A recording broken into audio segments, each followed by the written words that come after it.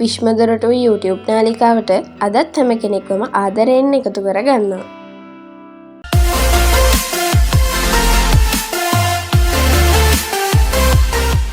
මේ අපේ ප්‍රියතම දෙයක් ගැන කතාවක්. ඒ කිව්වේ ඉතින් මේ කතාව කෑම ගැන. හැබැයි ඉතින් කෑම කද්දි නොකළ යුතු දෙයක් ගැන. සමහර අය කෑම දැක්කම ඔහේ කාගෙන යනවා. ඊට වඩා දෙයක් නෑනේ ඉතින්. ඒත් තමන් පාවිච්චි කරන බෙහෙත් සහ එකවර ගැනීමෙන් තමන්ට විවිධ ගැටලු ඇති කරන කෑම ගැන අවබෝධයක් නැහැ. සමහර අයට අන්නාසි, කකුලෝ සහ සීෆුඩ් වර්ග කන්නට බෑ. කෑව ගමන් ඇලර්ජික් වෙලා බෙහෙත් ගන්න යන සිද්ධ වෙනවා. හැබැයි අපේ අය එහෙම කොච්චර අසාත්මිකතා ඇති වුණත් සමහර කෑම කන එක නම් නතර කරන්නේ නැහැ. උදාහරණයක් විදිහට අම්බලන්ගොඩ පැත්තේ දෙල් සහ බලමාලු ජනප්‍රිය ආහාරයක්. ඒ අය කියනවා හරි උෂ්ණයිලු. පළු දානවලු. ඒත් ඒවා කන එක නතර කරන්නේ නෑනේ ඉතින්. මේ වගේ ආසාත්මිකතා ඇති වෙන්නේ ශරීරයේ ප්‍රතිශක්තිකරණ පද්ධතිය ඇති කරන ප්‍රතිචාරයක් විදිහට. අද අපි කතා කරන්න යන්නේ ඒ වගේ ඔබට අපහසුතා ගෙනෙන්න පුළුවන් කෑම කම්බිනේෂන් කිහිපයක් ගැන.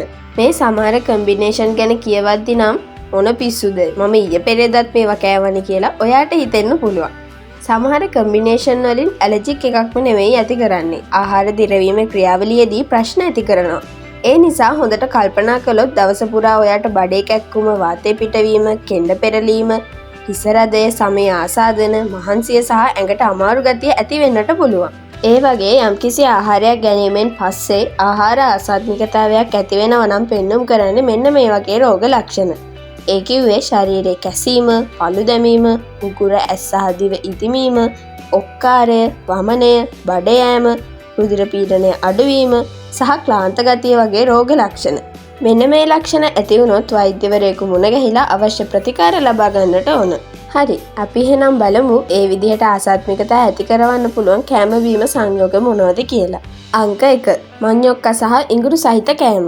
මේක තමයි ප්‍රසිද්ධම විස වෙන්න පුළුවන් කියලා හිතන ෆුඩ් කම්බිනේෂන් එක. මේ කතාවේ ඇත්තක් තියෙනවා. මොකද මඤ්ඤොක්කවල අඩංගු ලිනමරේස් එන්සයිමේ සමග ඉඟුරු ප්‍රතික්‍රියා කිරීමෙන් මාරාන්තික තත්ත්වයක් ඇති වෙන්නට පුළුවන්. ලංකාවේදී මඤ්ඤොක්ක කාලා ඉඟුරුතේ බොන්න එපා කියලා කියන එක තමයි අපේ වැඩිහිටියෝ මතක් කරන්නේ. ඒත් හොඳට කල්පනා කළොත් අපි ගොඩක් වෙලාවට ආහාරවලට රසකාරකයක් විදිහට ඉඟුරු භාවිතා කරනවා. මේ නිසා මඤ්ඤොක්ක සමග ඉඟුරු යොදපු ආහාරයක් උනත් නොගෙනම ඉන්නව නම් වඩා හොඳයි. අංක 2. තක්කාලි සුප් සහ චීස්.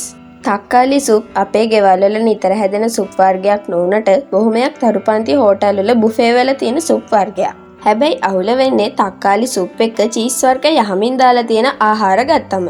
තක්කාලි වල අඩංගු අම්ල සහ චීස් අතර ඇතිවන ක්‍රියාකාරීත්වය නිසා ආහාර දිරවීමේ අපහසුතාවය ඇති කරන්න පුළුවන්. ඒ නිසා තක්කාලි සුප් බීලා ඊට පස්සේ ගන්න ආහාර ගැන පොඩ්ඩක් විතර සැලකිලිමත් වෙන්නට ඕන. අංක 3. කිරි සහ කෙසෙල්. මෙතනදී ගැටලුව වෙන්නේ කිරි සහ කෙසෙල් වල ප්‍රෝටීන් ප්‍රමාණය සාපේක්ෂව වැඩි. මේ නිසා ආහාර දිරවීමේ ක්‍රියාවලියට අපහසුකම් ඇති කරන්න පුළුවන්. මේ නිසා හොඳම දේ කිරි සහ කෙසෙල් අඩංගු පානයක් පානය කරනවා නම් කරඳු මුංගු වගේ දෙයක් ඊටම එකතු කර ගැනීම. අංක 4. සීරියල් වර්ග සහ ඔරෙන්ජ් ජූස්. ඕට්ස් වගේ සීරියල් වර්ගයක් එක්ක දොඩම් යුෂ වීදුරුවක් පානය කරන එක දැන් ලංකාවේ ජනප්‍රිය උදෑසන ආහාර වේලා බවට පත් වෙමින් තියෙනවා. නමුත් දොඩම් වල ආම්ලික සංයෝග නිසා සීරියල් වල අඩංගු පෘෂ්ඨය ශරීරයට අවශෝෂණය කර ගැනීමේ ක්‍රියාවලිය ප්‍රමාද කරනවා. අංක 5.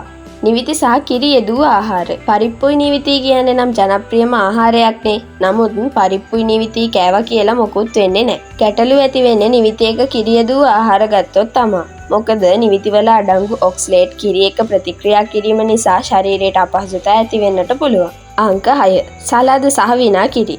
සමහර අවස්ථාවල සලාද වල ඩ්‍රෙසින් එකක් විදිහට විනාකිරි හෝ ලෙමන් එකතු කිරීම සිද්ධ වෙනවා. විනාකිරි හෝ ලෙමන් වල අඩංගු ආම්ලිකතාවය නිසා සලාද වගේ කෑම ශරීරයට අවශෝෂණය කිරීම ප්‍රමාද කරනවා. මේ නිසා සලාද සැකසීමේදී විනාගිරි එකතු කිරීමෙන් හැකිතාක් වළකින්නට ඕන. අංක 7. බේකන් සහ බිත්තර.